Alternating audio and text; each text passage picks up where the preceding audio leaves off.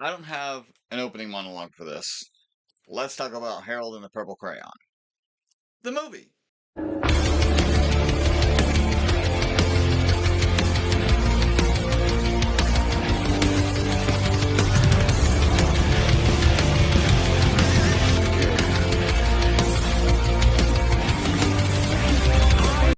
Welcome back to the Shield Network. I am your host, Bad News Harris, and today I wanted to talk about the Harold and the Purple Crayon movie that came out recently because when I was younger I enjoyed Harold and the Purple Crayon and I was surprised that they made a movie. I didn't see any news about it. I just randomly came across one of the trailers on YouTube one day about a week or two ago, and I got fucking excited.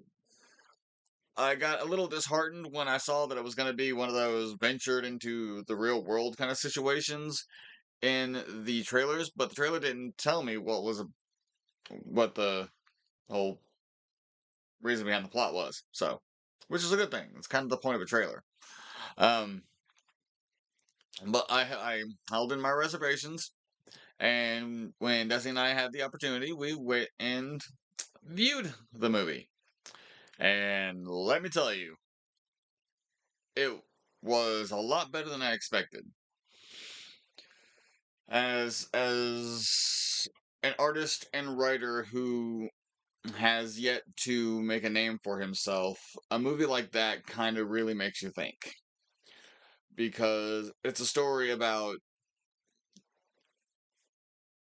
illustrated characters wanting to meet their creator, but they don't get to because he's passed away. And the reason it hit close to home for me, I'm sitting here looking at this camera. The reason that it hits close to home for me is because ever since 2006, I've worked on my series Scarlet Dreams, and I've put so much work into it. My characters have gone from 10-year-old kids to adults, one of which or two of which have their own kids, and then they grow up. I mean, I spent a lot of time on this. But as I'm sure you've noticed, I'm talking about it, but you know nothing about it. And the only thing that you can visualize of it is what I've drawn on camera here on my channel, or what I have posted on Facebook or Instagram. I'm sure it's not exactly hard for people to realize that, and I mean, becoming a writer, an illustrator, or even a cartoonist is not an easy task. I mean, sitting here, I'm in my mid 30s and I have yet to be successful. Fair point. But to reverse that I mean, that's kind of what I'm getting at with watching this movie because it inspired me to want to put a lot more work into my Scarlet Dream series than I have been or have been able to or just ended up having done because I want my series to be known before I pass on. I know that sounds selfish, but I mean, what's the point in being an artist if you don't want your art of choice to be seen and preserved throughout history? And I'm making this all about me. Let's revamp. Let's go over the movie itself. It starts off with a cartoon version of Harold and the Purple Crayon from the book. The little kid, moose, porcupine, all of it. It's fantastic. The kids having or the characters are having their fun. The narrator is doing his thing, telling the audience about who Harold is, about his magical purple crayon, who Moose and Porcupine are. You get the point. And we have ourselves a little time skip while Harold's playing, and skips from child to adult, and he's talking to the narrator about wanting to meet them one day. But the narrator says that they can't because they live in the book world and he lives in the real world, and then he goes silent. Harold Moose and Porcupine spend time trying to figure out what happened to the old man's voice. Where did he go?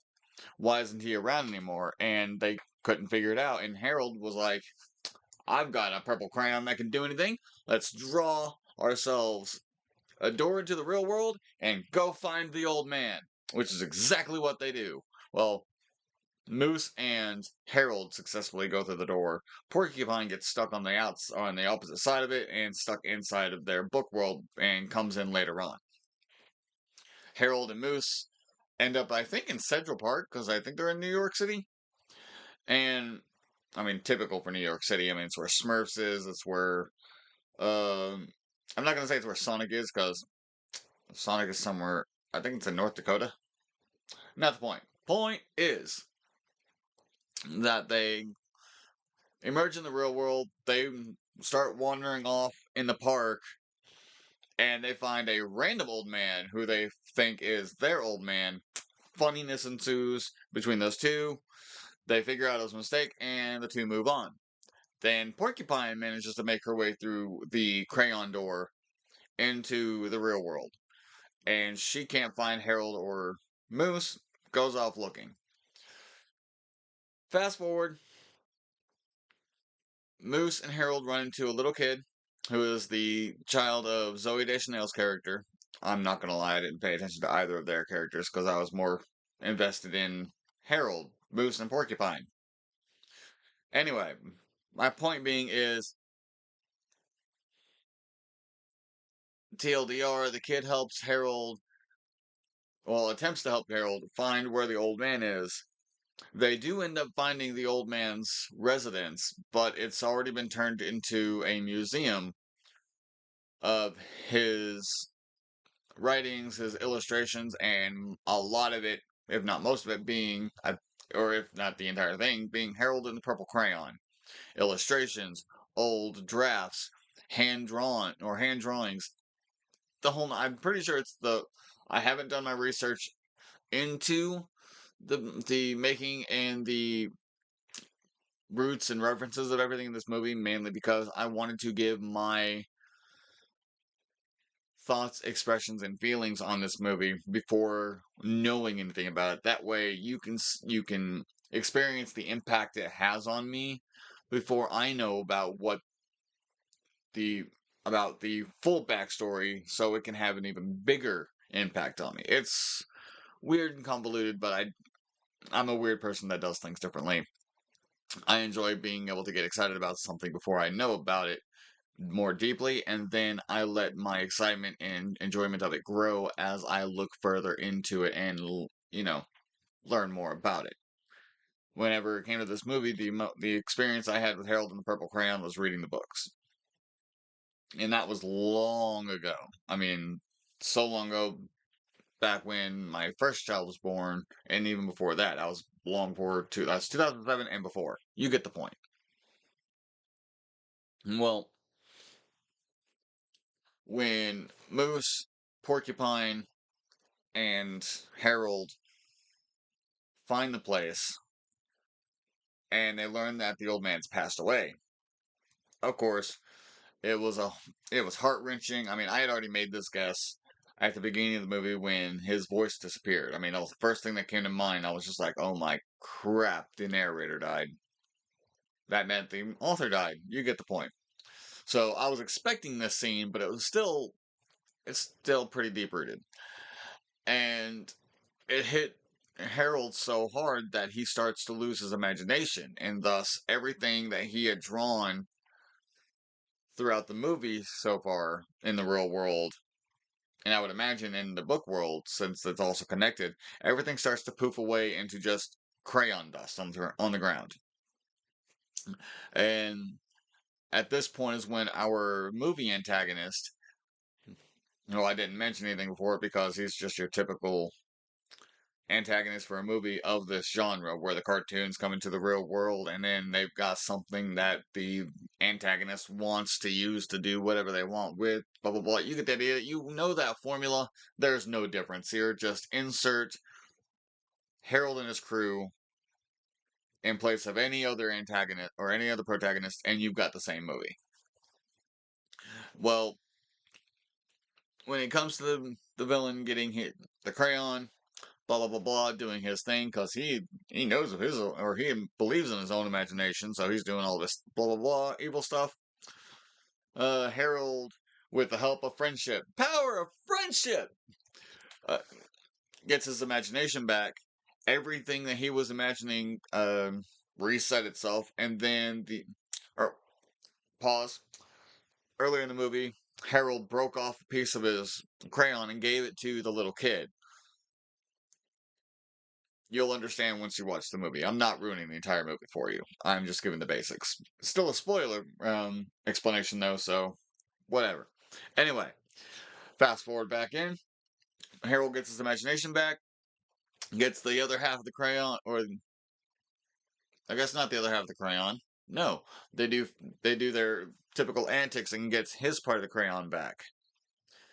And when everything gets resolved, blah blah blah blah, the villain gets beaten. But instead of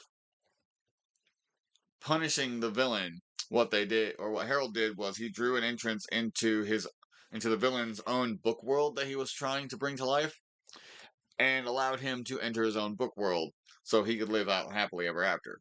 Which doesn't happen, and it's freaking hilarious. You have to see it. Not the point. Point is everything wraps up. Everybody goes back to the book world. Blah blah blah blah. You get it. You know this formula. You've seen it many many times. Harold and the Purple Crayon is no different.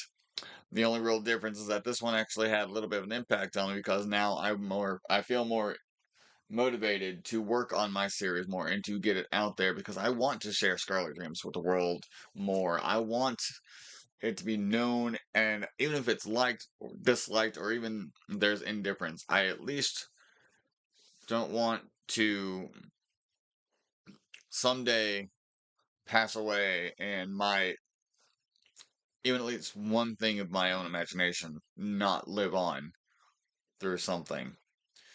Because what's the point in having an imagination if you don't express it? And what's the point of being expressed if it doesn't stick around? That's going to just be me, though.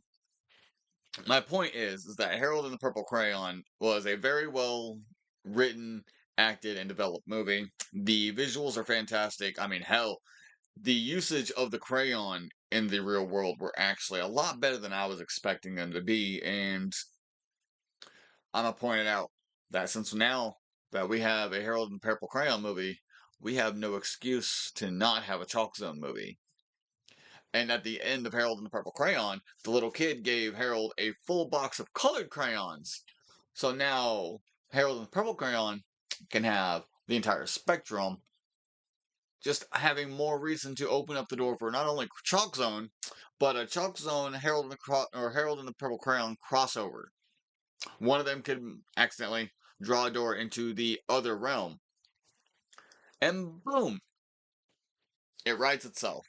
You don't even have to bring them into the real world. It can be fully animated, and it would likely be successful. Especially since Chalk Zone was the bomb back in the day. But that's about all I've got to say.